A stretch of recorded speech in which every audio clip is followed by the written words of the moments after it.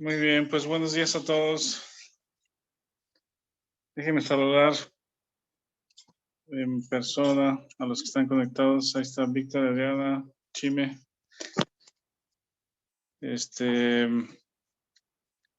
Arce, saludos a Pepe. Jorge, Isaac, Dulce, saludos a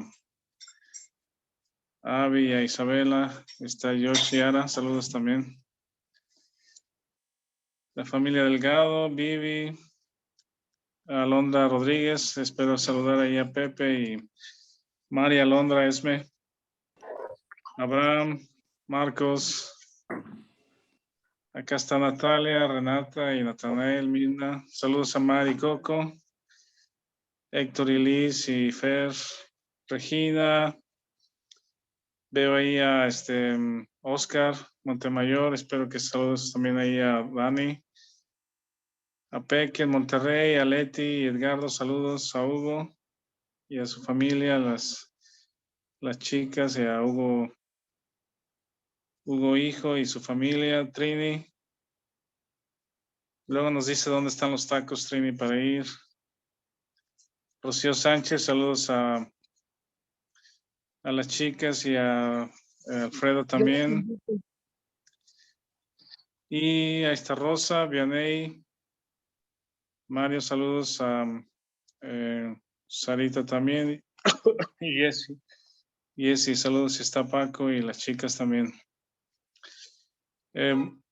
Pues solo confirmar, pues, los que están en Monterrey quizá no supieron, pero la semana pasada que tuvimos reunión, hubo algunos invitados también, y la casa de la iglesia estaba llena, realmente, o sea, llena y había, creo que alguien hasta sentado en el suelo, estaba lleno, pues, lleno. Entonces, algo sucedió y yo creo que todavía hubo algunos contagios y durante la semana supimos que varias de las familias estaban con algún contagiado, pues, y se hicieron algunas pruebas, salieron algunos positivos, entonces, platicando ahí con Víctor, mejor optamos para que hoy no tuviéramos la reunión ahí presencial, pues, también como precaución, y supongo que el cuerpo desarrolla también, bueno, el sistema inmunológico se generan anticuerpos y a lo mejor ya no es tan fuerte para algunos, pero como quiera, pues están aislados algunos en recuperación, tomando vitaminas y esperamos que se recuperen pronto todos.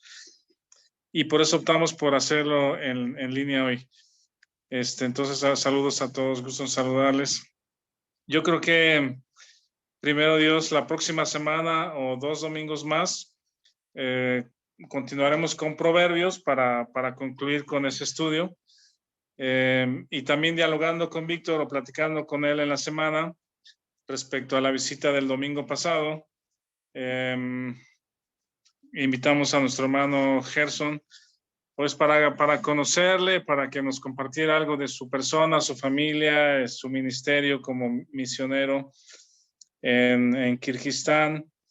Y creo que quedaron algunos puntos como, pues, dignos de comentar o de dialogar, pues, de aclarar o de reforzar algunos puntos básicamente doctrinales que la importancia que tienen merece que pudiéramos tomar este domingo para platicarlo, pues, para comentarlo, regresar o para comentarlo de acuerdo a lo que hemos venido estudiando. Y quizá vale la pena también poner algo en contexto, si tú también me ayudas, Vic, para comentar esto, si me equivoco, para corregir. El contacto, conocimos a Gerson por medio de Víctor Valdovinos. El ministerio entiendo que también es apoyado por algunos hermanos que ellos conocen, el ministerio de Gerson y su familia allá en Kirguistán. Y bueno, nos los presentó, platicamos o platicó Víctor Valdovinos con Víctor Rodríguez. Supimos que ellos estaban aquí en Guadalajara como en una pausa para visitar iglesias, ir a varios lugares que los apoyan para luego regresar, creo que por otros 3 años a Kirguistán.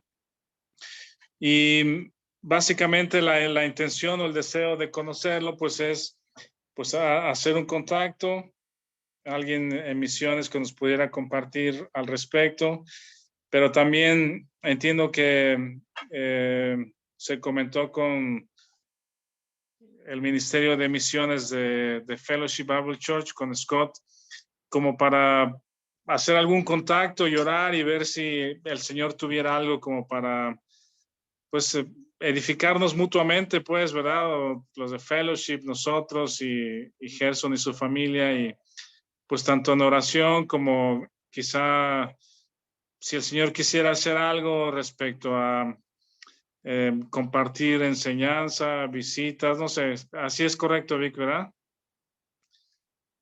Sí, sí, así es. En ese contexto, pues. Entonces, inicialmente tuvimos un desayuno con Gerson, su esposa, Víctor y Adriana y un servidor, pues para conocerlo, dialogar, nos platicaron cómo se conocieron, y cómo el Señor a través de, en lo individual, él y su esposa, el Señor los atraía hacia el campo misionero y después ya como familia, pues fue como el Señor los impulsó y los proveyó para ir a Kirguistán. Ese fue el primer desayuno que tuvimos, el primer acercamiento ahí que tuvimos. Después tuvimos una conferencia, una reunión virtual con Tim.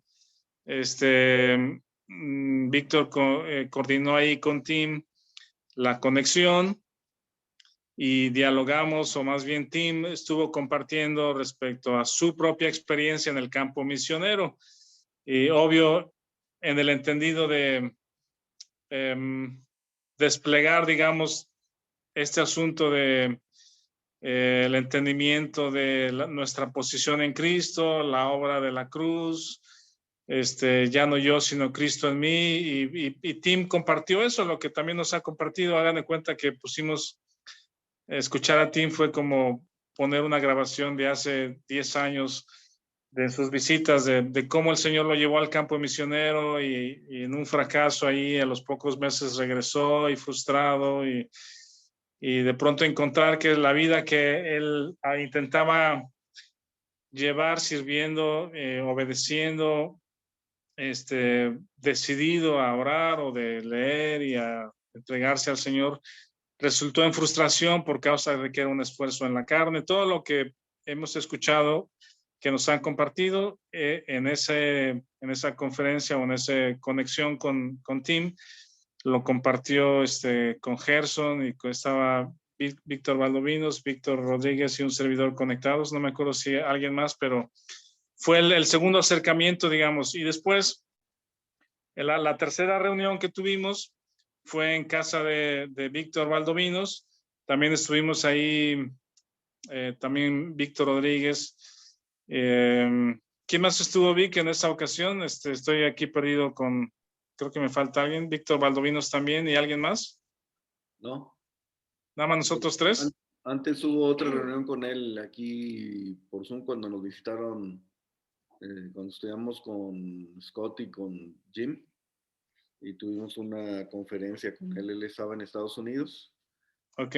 Y también platicaron con Scott y Jim, y algo que está en el corazón del tocayo es ver si podemos como iglesia relacionarnos o apoyar o soportar en oración y pues en las necesidades que tuvieran, ¿no? Ellos también, como ser parte del equipo de apoyo para ellos, pues sí es lo que hemos estado orando, ¿no? Y ya después pues Exacto. estamos ahí Sí, sí, sí. con Vicky, con el tocayo y contigo y con Gerson ahí en casa de Valdos Vic. Sí, exacto. Y la intención pues es edificarnos mutuamente y ver si el Señor tiene algo para que la iglesia busque apoyar y estar al pendiente también de misiones, aprender algo más y tener alguna extensión, digamos, allá como iglesia de apoyo. Entonces, con esto en mente, también pues en esa reunión con los Víctors ahí en su casa, pues estuvimos creo que 3 horas pues rebotando ideas, conceptos, textos, fuimos aquí a un texto al otro, puntos de vista respecto a la vida cristiana, algunos doctrinales. Y bueno, yo creo que el Espíritu Santo hace las obras, Él nos guía, Él edifica, Él nos lleva al entendimiento de cosas que a veces nosotros mismos no captamos o no pretendemos captar o desconocemos. Pues entonces de ahí, con eso en mente, determinamos más bien invitarlo a la iglesia para que como iglesia lo conociéramos y siguiéramos con este proceso de ver qué Dios tiene para nosotros y orar por ellos como un buen hermano, pues un buen hermano en Cristo. Entonces así fue como lo invitamos. Y ya al escuchar la segunda parte de Gerson la semana pasada, no sé si alguno de ustedes captó algo, ¿verdad? Respecto a 2 o 3 puntos doctrinales. Pero sí, creemos que vale la pena con un buen corazón, sin ninguna intención equivocada, pues mencionarlos, ¿verdad?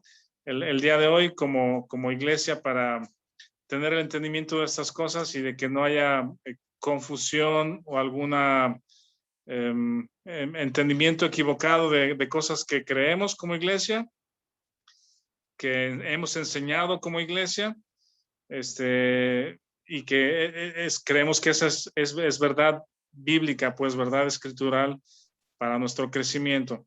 Entonces yo anoté tres cosas básicas, sencillas, que si alguno de ustedes también tiene alguna pregunta en el transcurso del estudio de la reunión de esta mañana, pues también con libertad puede hacerla. Y digo, estos temas también pueden extenderse con otras reuniones para abundar o para profundizar en estos temas. Pero el primero es el tema de lo que se llama la teología dispensacional, ¿verdad? O lo que conocemos en nuestros estudios, en nuestra carta doctrinal o nuestra, ¿cómo se llama? Lo que creemos como iglesia, está el tema de las dispensaciones.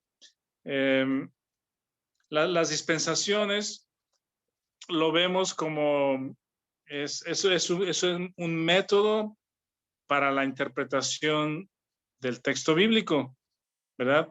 Es un método para observar la historia bíblica y poder entender en dónde estamos parados, lo que ha sucedido desde antes de la creación del mundo, como hemos estudiado, el tiempo que vivimos actualmente y las cosas por venir, ¿verdad? Las dispensaciones o la teología dispensacional en la cual creemos, entendemos o creemos que nos sirve para interpretar correctamente la verdad de la Biblia. Y ahorita voy a ir a unos puntos respecto a lo que no es la doctrina dispensacional, ¿sí? He escuchado, he leído, he visto videos donde se ataca de alguna manera la doctrina dispensacional, afirmando algunas cosas respecto a la doctrina dispensacional o las dispensaciones, pero que en realidad no es lo que creemos. ¿Sí me explico? ¿Verdad? En algunas discusiones ahí de que si crees o no crees en las dispensaciones o en los pactos o la teología de los pactos, entonces hay ciertos piques o ataques respecto a es que la doctrina dispensacional es esto y esto y esto y esto y esto.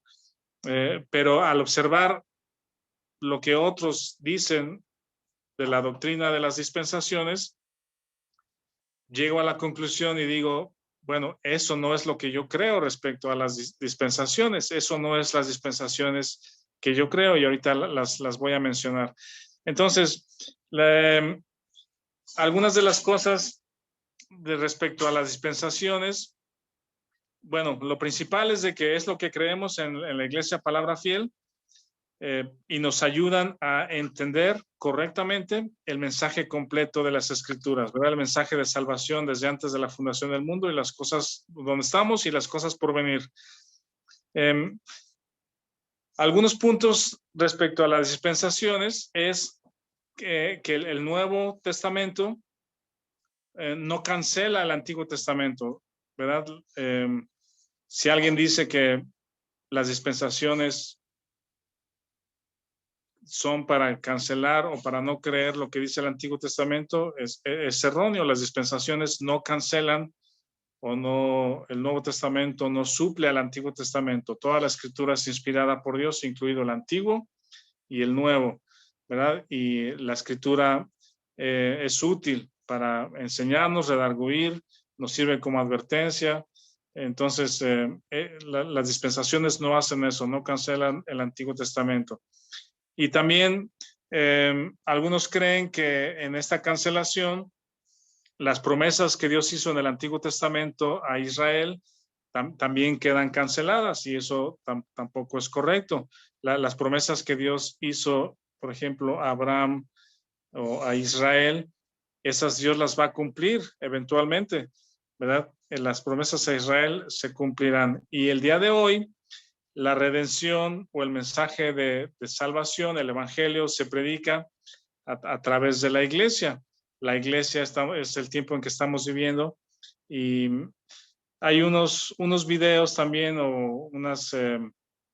ustedes conocen a un pastor influyente llamado John MacArthur, ¿verdad? De una iglesia en California, un instituto bíblico. Yo he leído algunas cosas de él y he escuchado algunas predicaciones y me parecen muy correctas. Pues incluso recuerdo una vez Héctor nos compartió algo respecto a los apóstoles, a los discípulos del Señor Jesucristo, y tomó su enseñanza, me la mostró de hecho antes, de un libro de John MacArthur, y tiene una buena exégesis en ese sentido, una buena metodología como teólogo para exponer, para rascarle las escrituras y enseñarlo.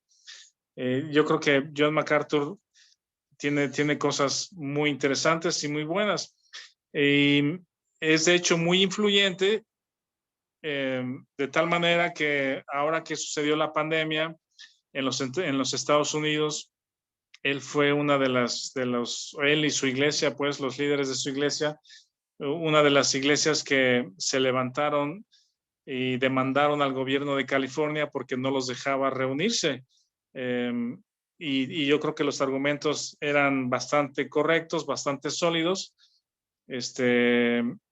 porque estaban apelando a una autoridad superior que era al presidente de los Estados Unidos en ese momento, para que tuvieran los creyentes el derecho de reunirse, y el gobernador de California estaba prohibiendo toda reunión de iglesias. Cosas como estas, pues, si en algunas ocasiones lo entrevistan en programas de televisión y su predicación es muy valiente, es muy correcta, o sea, valiente, correcta respecto al evangelio, a la función de la iglesia, y él expone sin ningún temor, sin ninguna duda, el tema de la salvación, y que solamente en Jesucristo hay salvación y redención, perdón de pecados. Entonces, en esos sentidos, creo que John MacArthur es muy influyente, y tiene cosas muy buenas.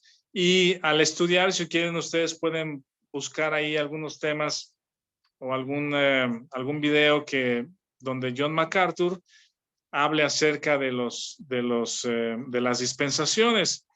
Y hay una parte que, si puedo, la encuentro por ahí, la edito y les muestro esa sección. Creo que dura un par de minutos nada más, donde él se refiere a las dispensaciones.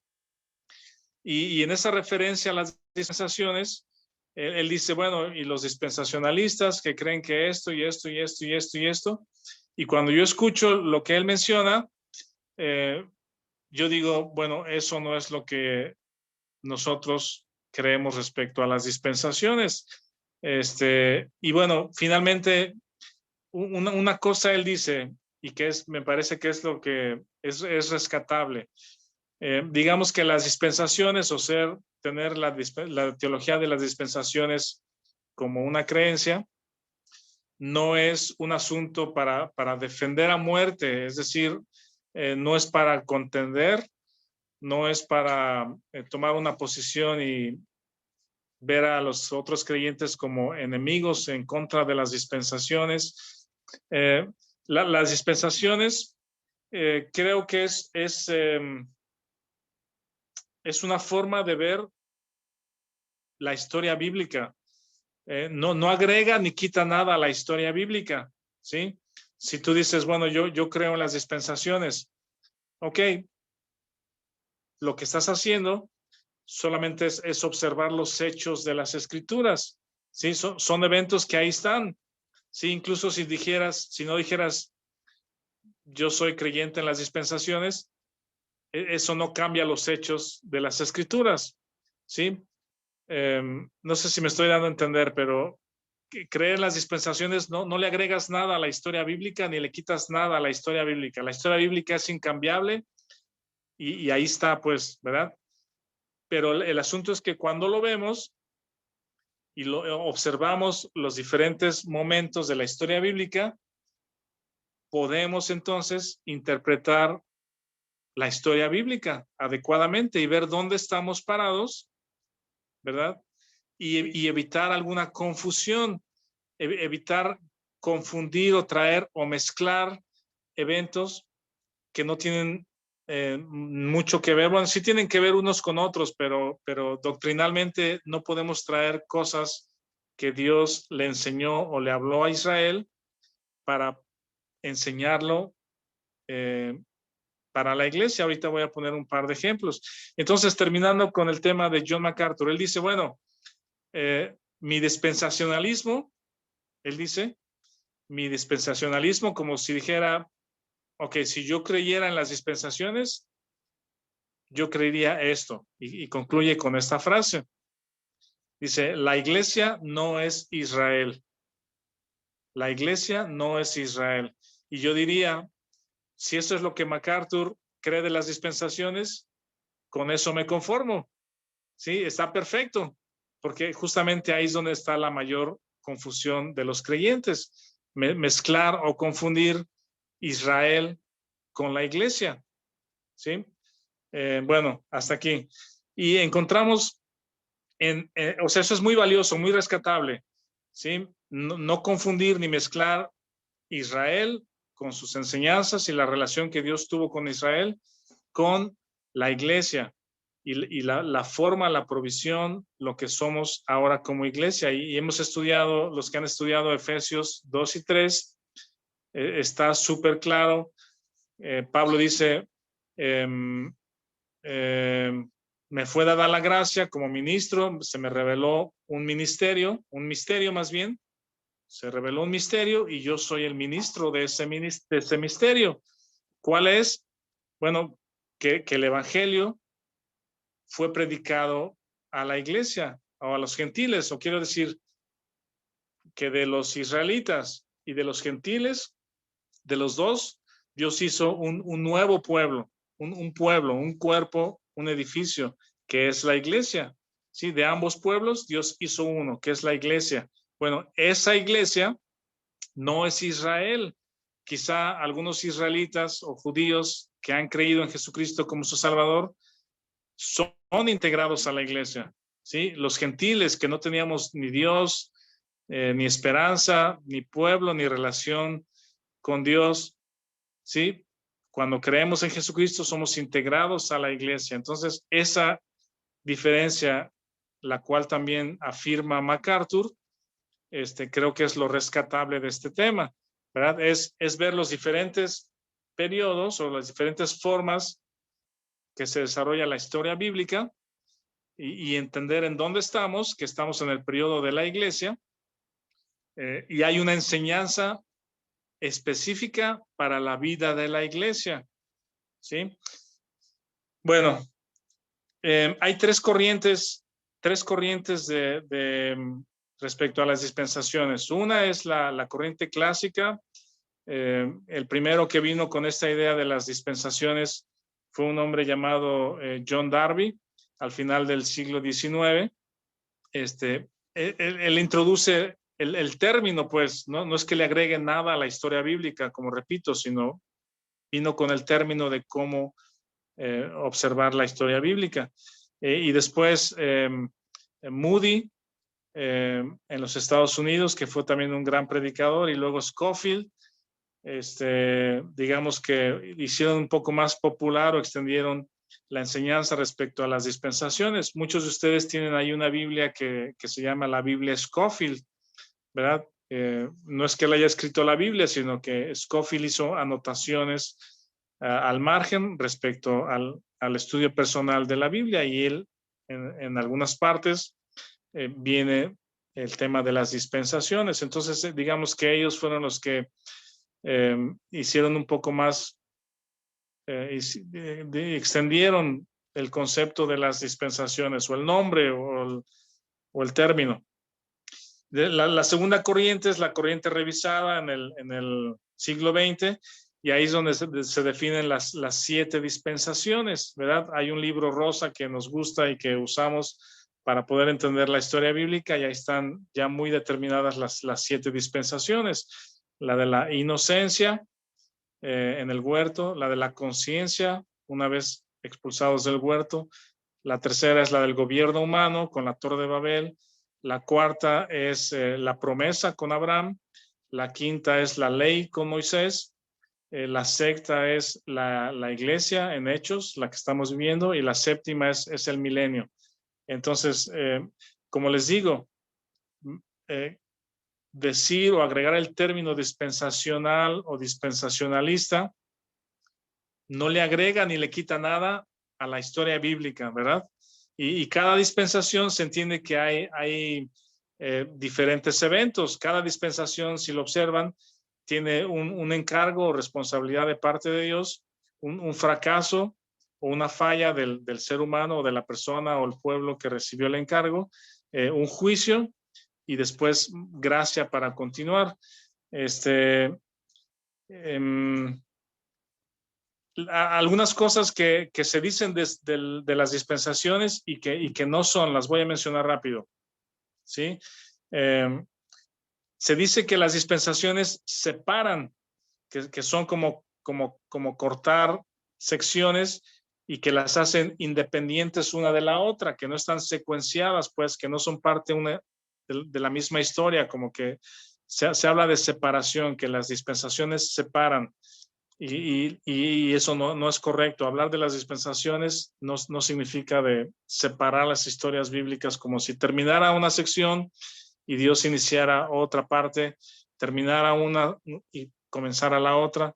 No en términos de separación, eso no es correcto. Dios no cambia. También se dice que en cada dispensación Dios cambia o trata de forma diferente al ser humano. ¿Sí? Y eso tampoco es correcto. Dios no cambia. Creemos que Dios es el mismo y Dios no cambia. Toda la historia bíblica es un solo plan, un solo mensaje. No hay cambio de plan. Otra de las cosas que se menciona es de que antes, en las dispensaciones, que antes no había gracia, que la gracia solamente vino en el tiempo de la iglesia, y eso tampoco es correcto, ¿verdad? Desde el principio, desde Adán y Eva, ciertamente hay una consecuencia por el pecado, pero siempre hay gracia de parte de Dios. Dios expulsó a Adán y Eva del huerto, ¿verdad?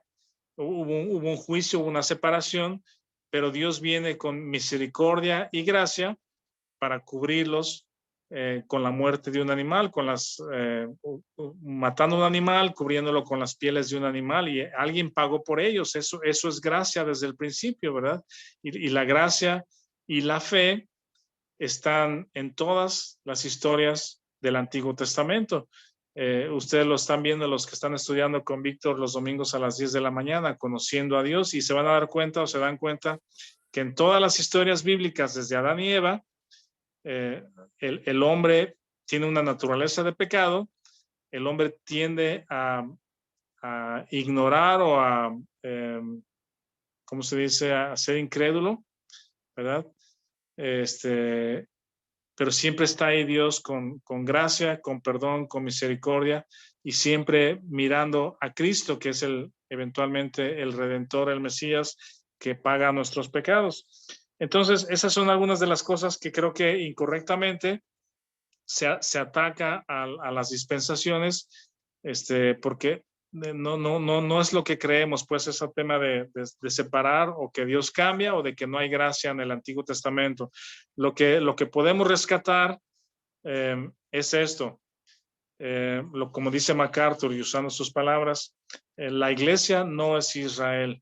Y partiendo de ahí, creo que en las iglesias, en muchas iglesias, hacemos una mezcolanza, pues una mezcla incorrecta y traemos cosas de la ley o de Israel a la vida de la iglesia. Y pongo 3 ejemplos. Uno, lo he visto muchas veces, el tema, por ejemplo, de los diezmos y de las ofrendas.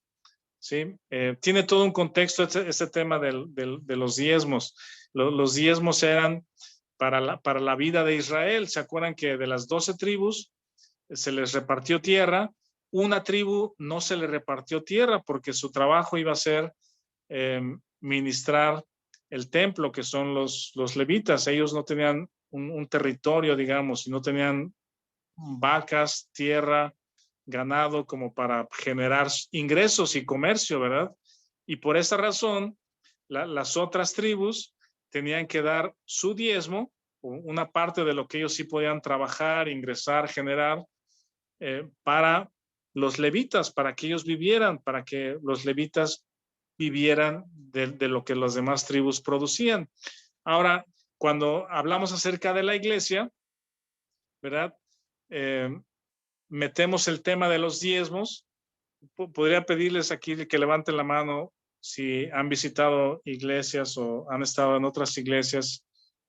¿Cómo se habla de los diezmos, verdad? Dices que la iglesia tiene que levantar diezmos y, los diezmos son para el pastor y para su familia. Y, y cuando las ofrendas o los diezmos están bajos, ¿verdad? Que hace falta recurso y los hermanos no están ofrendando correctamente o bien, ¿a dónde vamos para predicar? O sea, ¿qué textos vamos para predicar y alentar a los hermanos para que ofrenden? Pues vamos a Malaquías, ¿verdad? Donde dice, ustedes me han robado, traer diezmos al alfolí, ¿verdad? No sé si les ha tocado escuchar algún mensaje de ese tipo y estos textos, ¿verdad? Ese es uno de los claros ejemplos de traer cosas del Antiguo Testamento o de Israel, en este caso, y traerlos a la vida de la iglesia, ¿sí? En el Nuevo Testamento, cuando Pablo habla acerca de la vida de la iglesia, las ofrendas que se mencionan son para los hermanos, para que la iglesia que tiene ciertos recursos, junten recursos y los lleven, pero a la iglesia en Jerusalén, por ejemplo, a los hermanos necesitados. Ese es un ejemplo de un corazón generoso para compartir de algo que yo tengo y que puedo dar a un hermano que está en necesidad. Y Pablo, de hecho, uno de sus primeros ministerios fue llevar ofrendas de la iglesia de Antioquía a la iglesia de Jerusalén, pero no era para los pastores, no era para el pastor, ¿verdad? Y ese es el segundo ejemplo que quiero dar, el ejemplo de gobierno en la iglesia, ¿sí? El ejemplo del liderazgo en el Antiguo Testamento o en Israel era, pues Moisés, Josué, David, ¿verdad? Ellos son el rey o es el líder o es el profeta y es el ungido de Dios. Y entonces cuando volteamos a ver la vida de la iglesia, queremos ver la vida de la iglesia de la misma manera. Es que él es el pastor o es ahora la pastora, evocando a Débora en el libro de los jueces, ¿verdad? O tomando el ejemplo de Débora.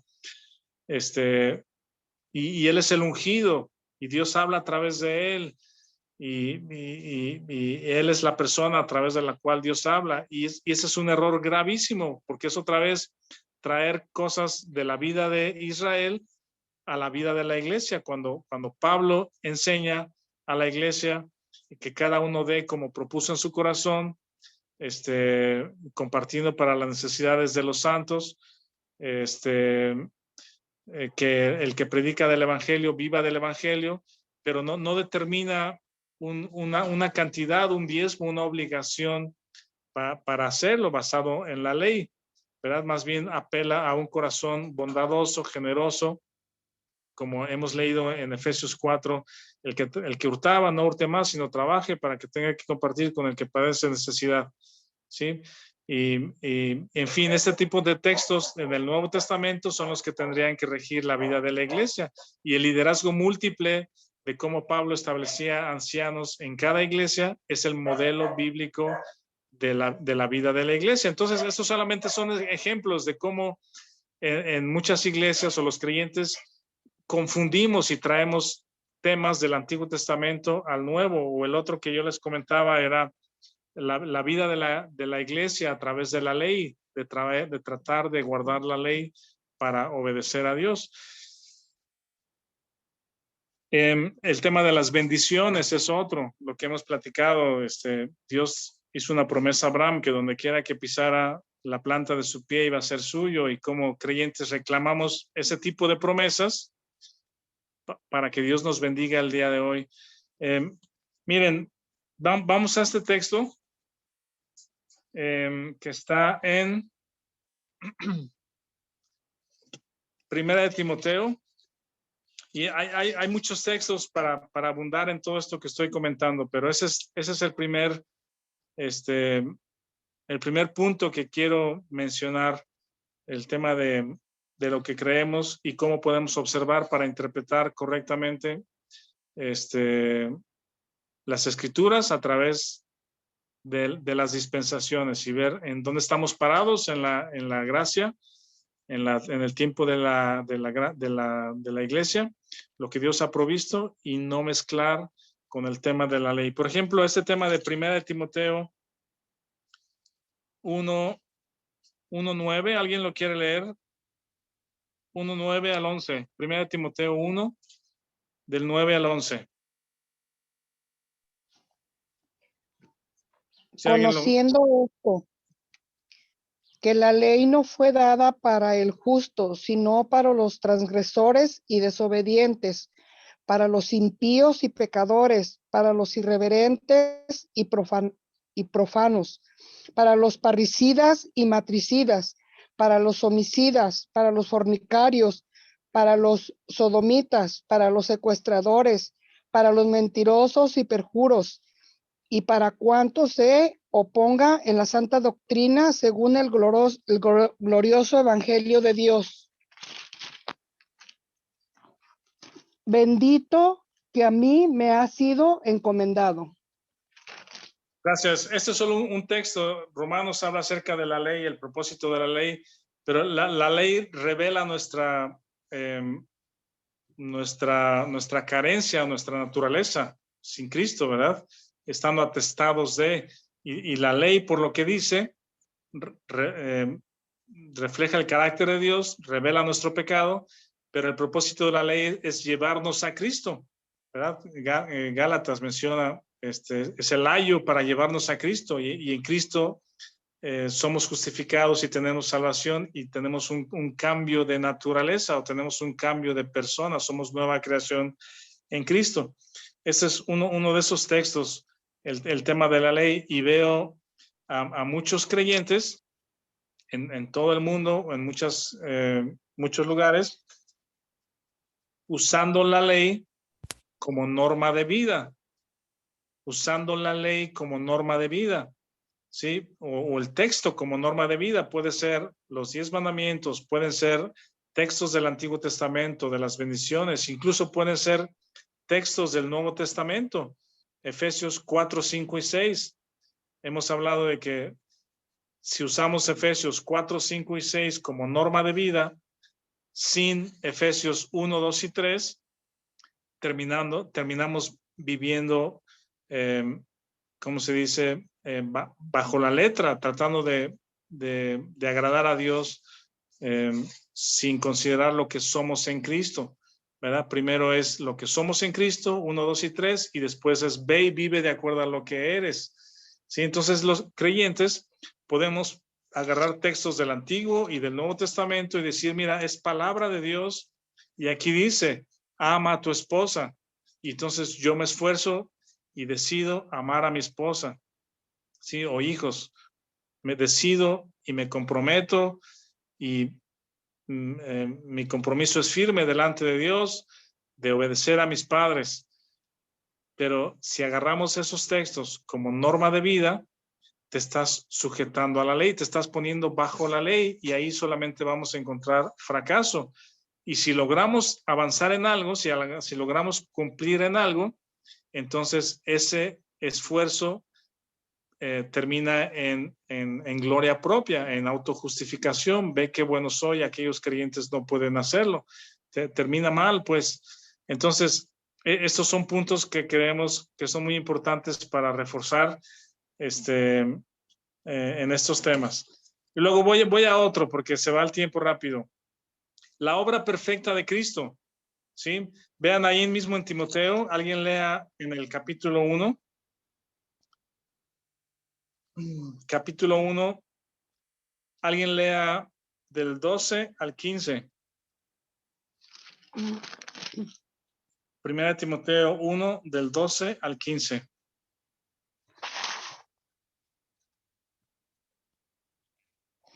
Doy gracias al que me fortaleció, a Cristo Jesús nuestro Señor, porque me tuvo por fiel, poniéndome en el ministerio, habiendo yo sido antes blasfemo, perseguidor e injuriador, mas fui recibido a misericordia porque lo hice por ignorancia en incredulidad. ¿Hasta ahí? Hasta el 15, Trini, por favor. Pero la gracia de nuestro Señor fue más abundante con la fe y el amor que es en Cristo Jesús. Palabra fiel y digna de ser recibida por todos, que Cristo Jesús vino al mundo para salvar a los pecadores, de los cuales yo soy el primero. Gracias, Trini. La obra perfecta de Cristo es la manifestación de la gracia inagotable, la gracia de parte de Dios, ¿verdad? La gracia sublime, la gracia superior, la gracia que no se agota, ¿sí? Y creo que cuando le ponemos términos al tema de la gracia, desvirtuamos el asunto, porque gracia solamente hay una, ¿sí? Es la gracia de nuestro Señor Jesucristo, fue más abundante por la fe y el amor que es en Cristo Jesús. Y Pablo dice que esa gracia le alcanzó y yo creo que está sorprendido y Pablo está humilde, está asombrado y dice, habiendo sido antes blasfemo, injuriador, perseguidor, fui recibido a misericordia, ¿sí? Y no lo menciona aquí, pero no solamente fue blasfemo, no solamente habló mal contra Jesucristo mismo, pues habló mal contra Jesucristo, persiguió a los cristianos y los llevaba a muerte, a la cárcel, ¿sí? Ahora, ¿cómo se ve una persona así? ¿O cuál es el límite de la gracia para una persona así? ¿Verdad? Es inagotable. La gracia de nuestro Señor Jesucristo fue más abundante. Y ahí es donde creo que le ponemos un tope a la obra perfecta de Cristo por nosotros, a la gracia de Dios. Le ponemos un tope y no creemos que la gracia de Dios alcance un nivel superior, pues, de acuerdo a mi maldad, de acuerdo a mi pecado, de acuerdo a mi perversión. Le ponemos un tope, incluso como creyentes. La obra perfecta de Cristo, que es la expresión de la gracia de Dios, es muy grande, mucho más grande de lo que nosotros pensamos o entendemos, tanto para salvación, como aquí lo expresa Pablo, como la provisión para la vida cristiana. Y repito, ustedes ya han estudiado Efesios, ya han estudiado Romanos. La gracia de Dios es abundante, y no solamente es abundante, sino se nos dio desde antes de la fundación del mundo. Primera de Corintios, es 2 de Corintios 1:9.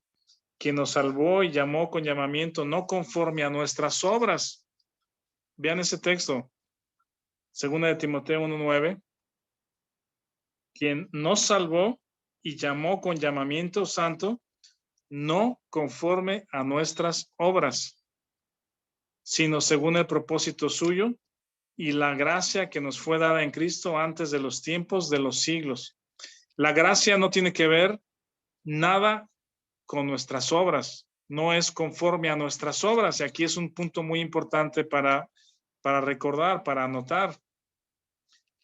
Le ponemos un tope a la gracia de Dios, ¿sí? Cuando decimos que los creyentes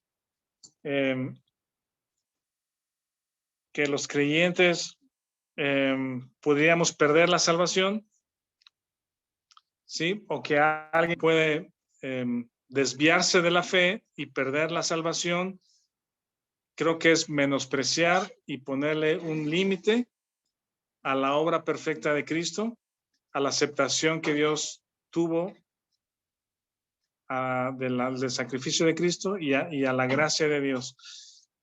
Y aquí es otro tema que quiero mencionar. El creyente que peca,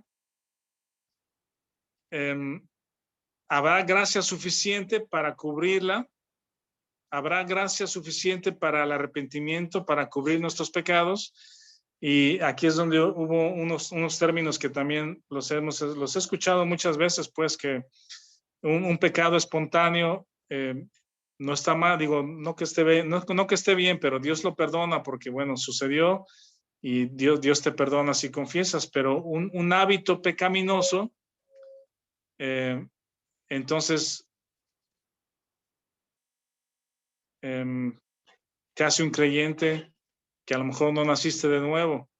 Sí, hacemos una diferenciación entre un pecado espontáneo a un hábito pecaminoso.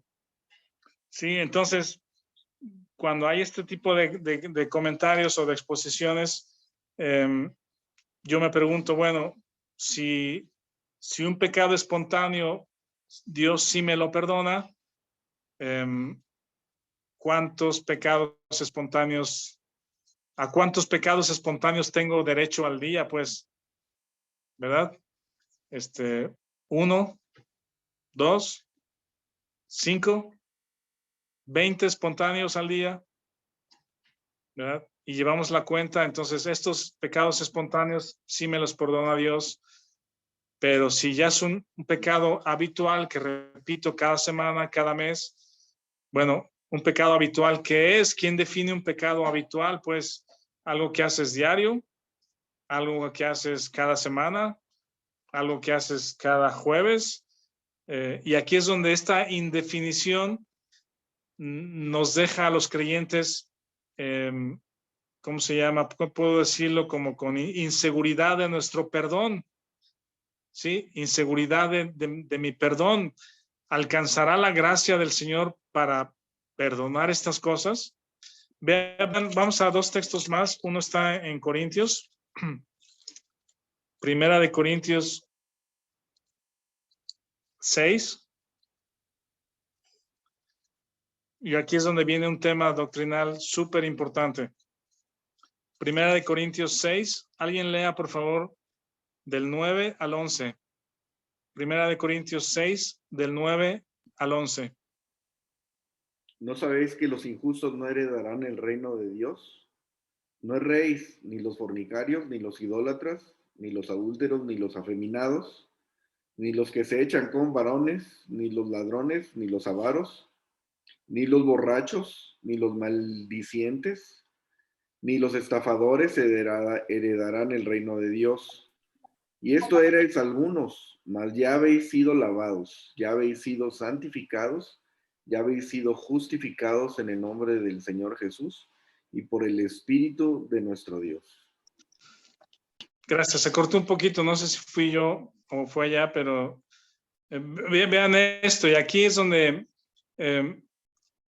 tenemos que hacer la diferenciación entre 2 cosas, entre las acciones, ¿sí? Vamos a llamarle los pecados cometidos, y otra es la fuente el pecador, el que produce esos pecados, ¿verdad? La fuente de ese pecado, lo que eres. Dios ha tratado con las dos cosas. Dios ha tratado con lo que hacemos y con lo que somos. Dice que ¿quién no heredará el reino de Dios? Ni los fornicarios, ni los idólatras, adúlteros, afeminados, los que se echan con varones, ladrones. ¿Alguien de ustedes ha robado algo? Pues ya eres un ladrón. Jimena levantó la mano. El taquero. El taquero que le robó a Trini es un ladrón. Y si yo que robé o he robado como creyente, ¿verdad? ¿No heredaré entonces el reino de Dios?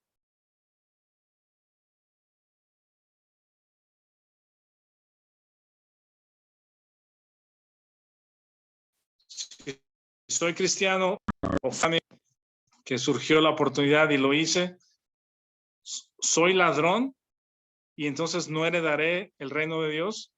O si lo hago continuo cada semana, en un robo hormiga en algún lugar, le estoy quitando el dinero al jefe en la gasolinera, X, y soy creyente, y dice el texto, esto erais algunos, mas ya habéis sido lavados respecto a las acciones, los pecados, ya habéis sido santificados, ya habéis sido justificados en el nombre del Señor Jesús y por el Espíritu de nuestro Dios. Y los que han estudiado el tema de nuestra posición en Cristo, somos nueva creación cuando nacemos de nuevo, ¿verdad? Y todo lo que pasa cuando nacemos de nuevo, somos sellados con el Espíritu, somos sentados a la diestra del Padre, somos escritos en el libro de la vida, somos miembros de la familia de Dios, ¿sí? Eres justo, eres santo, eres adoptado, eres acepto, ¿sí? ¿Y pecas? ¿Qué sucede? La gracia de Dios, recuerda, dice, no fue conforme a nuestras obras, según de Timoteo 1:9. Por lo tanto, como la gracia de Dios que recibimos no fue conforme a nuestras obras no nos pueden separar del amor de Cristo. Nuestras obras no nos pueden quitar la gracia de Dios que hemos recibido, porque la gracia no fue conforme a nuestras obras. Si yo alcanzo un premio conforme a lo que hago, pues en el día o en el momento que fallo o que continúo fallando en lo que hago, soy merecedor a que se me quite el premio. Pero la gracia que recibimos y la salvación no es conforme a nuestras obras, por lo tanto no hay quien nos los pueda quitar, ni siquiera nuestro propio pecado como creyentes, ¿sí? Y evidentemente, cuando se habla de este tema, el argumento es, bueno, estás hablando entonces de una gracia barata, estás hablando de te relajas y entonces puedes hacer lo que quieras, pero justamente el creyente que entiende y que estudia Efesios, Romanos, nos damos cuenta de que la gracia de Dios no solamente perdona nuestros pecados, pero nos capacita, ¿sí? Para no seguir viviendo en pecado, para no seguir siendo esclavo de pecado. Somos libres del pecado y la gracia de Dios y el Espíritu Santo y la presencia de Cristo nos capacita para una vida superior, para una vida libre de pecado. No hay definición, pues el creyente que peca ya tiene el perdón de Jesucristo. Y permítame decir, si es una vez a la semana o 5 veces diarias, no es que tengas permiso para hacerlo. Ya tienes la gracia de Dios y la gracia de Dios nos atrae otra vez hacia Cristo, nos trae a la confesión y a la comunión con el Señor. y nos capacita. Y el pecado del creyente es una evidencia de tu incredulidad. Estás confiando más en ti mismo que dependiendo de la obra de Cristo, ¿sí? Y ese es el proceso de crecimiento del creyente. La vida cristiana no está fundamentada en la ley del Antiguo Testamento ni en los textos del Nuevo Testamento como ley, sino en la doctrina de lo que somos en Cristo, de lo que hemos recibido en Cristo, para vivir en libertad y dependientes del Espíritu Santo. Vean este otro texto que está en Segunda de Corintios, y ya voy rumbo al final.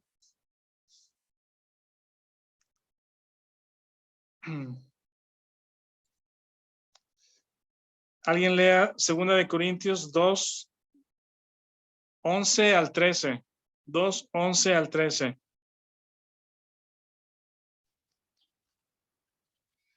Para que Satanás no gane ventaja alguna sobre nosotros, pues no ignoramos sus maquinaciones.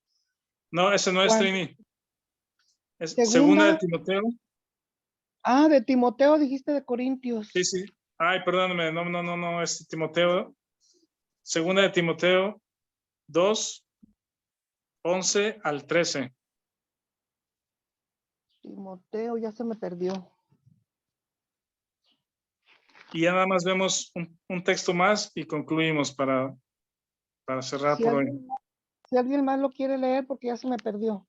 Segunda de Timoteo 2, del 11 al 13. Palabra fiel es esta, que si morimos con él, también viviremos con él. Si perseveramos, también reinaremos con él. Si le negamos, él también nos negará. Si somos infieles, él permanece fiel, pues no puede negarse a sí mismo. Ajá. Si fuéramos infieles, él permanece fiel. Él no puede negarse a sí mismo. Si un creyente peca, bueno, ustedes han escuchado que las cartas de Timoteo y Tito son instrucciones de Pablo para dos personas que eran pastores en sus respectivas iglesias, ¿verdad? De ahí el nombre que se les da a estas cartas, las cartas pastorales. Son instrucciones tanto doctrinales como, digamos que prácticas para la vida de la iglesia, ¿sí? Son relativamente cortas, pero bien interesantes las tres cartas, primera, segunda, Timoteo y Tito. Y vean lo que dice primera de Timoteo. Ya se me fue aquí, pero no. Tito, aquí está, Tito.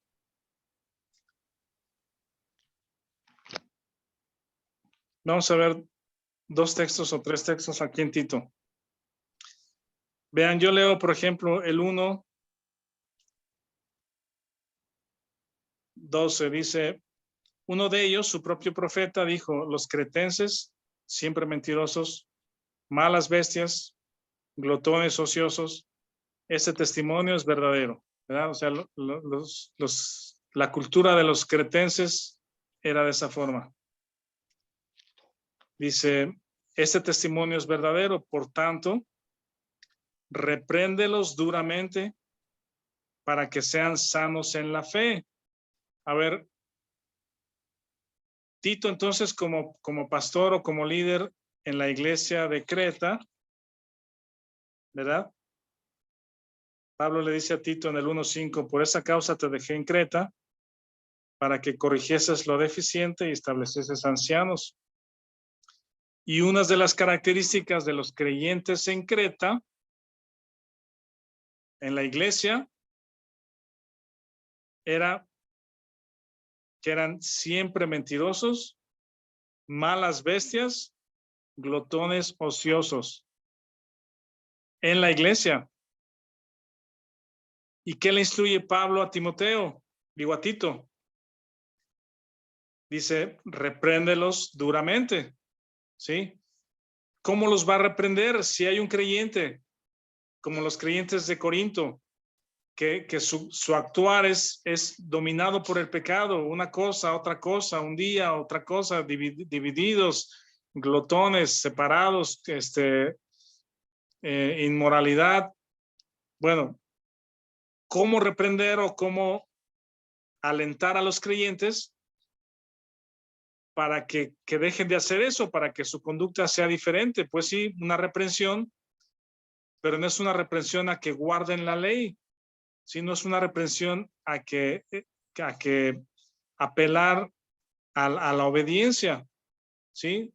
Sino tiene que ver con aspectos doctrinales, y los aspectos doctrinales son para creerse, para abrazar, para creer, para apropiar, ¿sí? Y en esa apropiación de los hechos de las Escrituras es que hay un cambio de conducta, hay un cambio de vida, ¿sí? Porque somos nueva creación. Y hay otro texto que es el 2, ahí en Tito 2, 11 al 15, dice: porque la gracia de Dios se ha manifestado para salvación a todos los hombres, enseñándoles que, renunciando a la impiedad y a los deseos mundanos, vivamos en este siglo sobria, justa, piadosamente.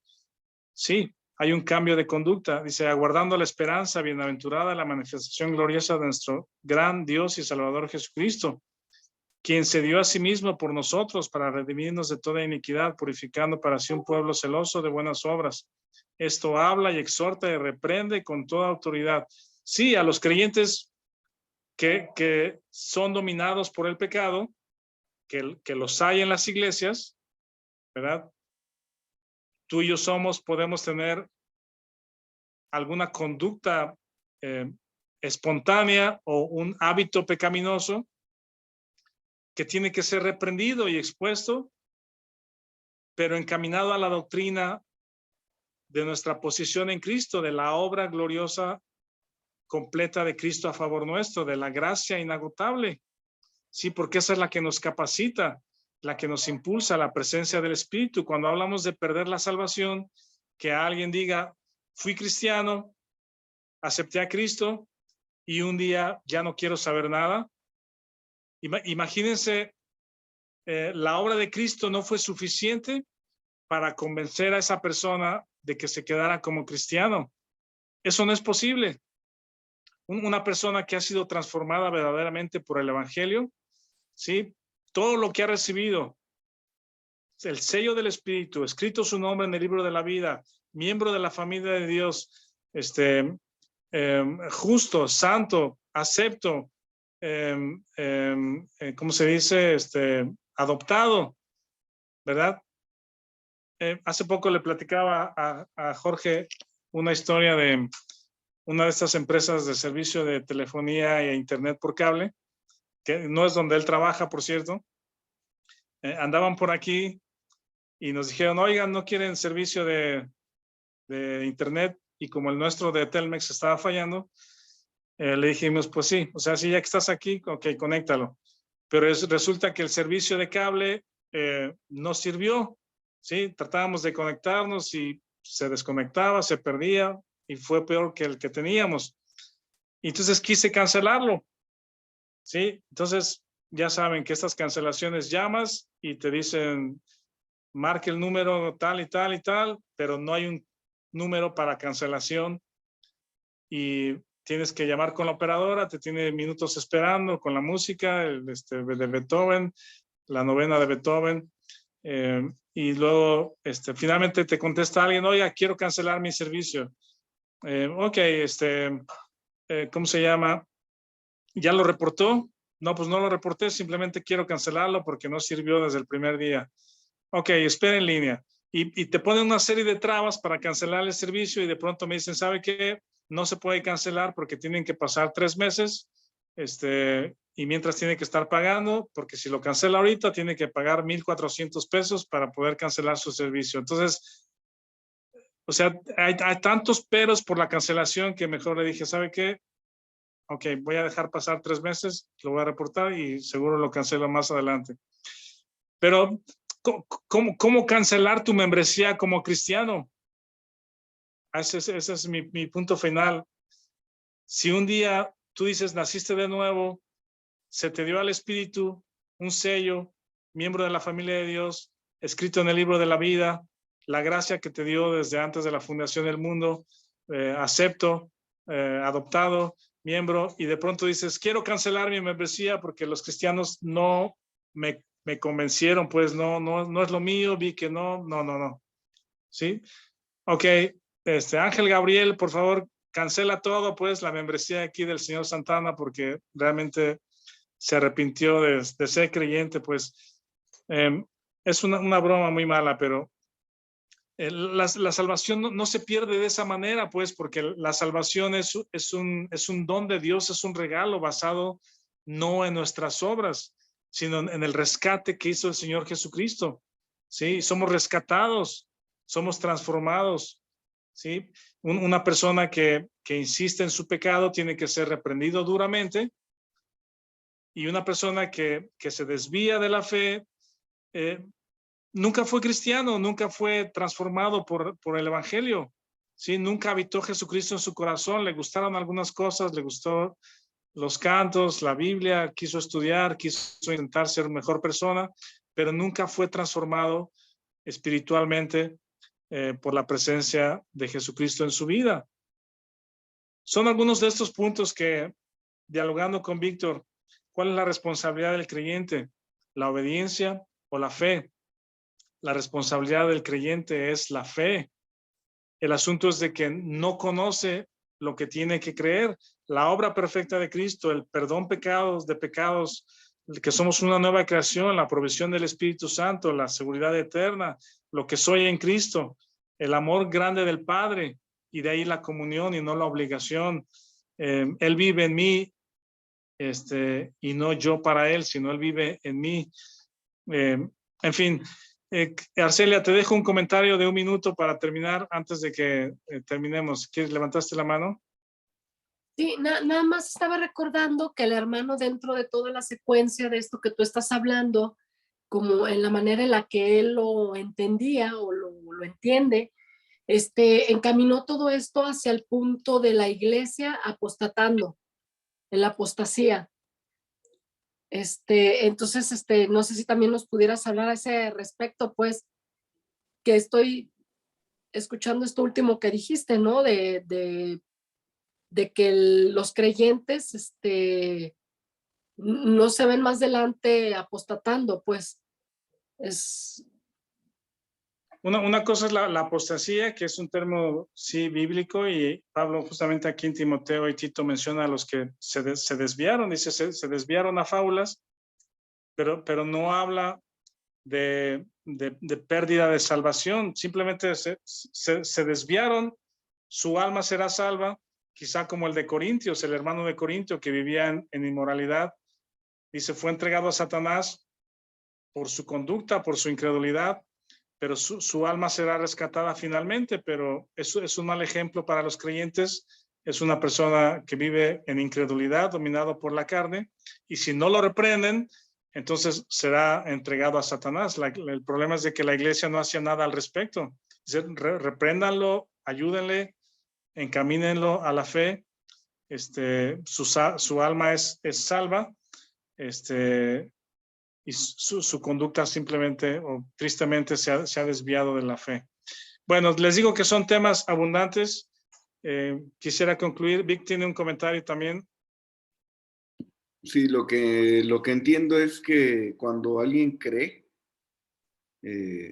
nace de nuevo y viene, bueno, esa es la justificación, que es en un instante, ¿no? Y la santificación es mientras estemos vivos.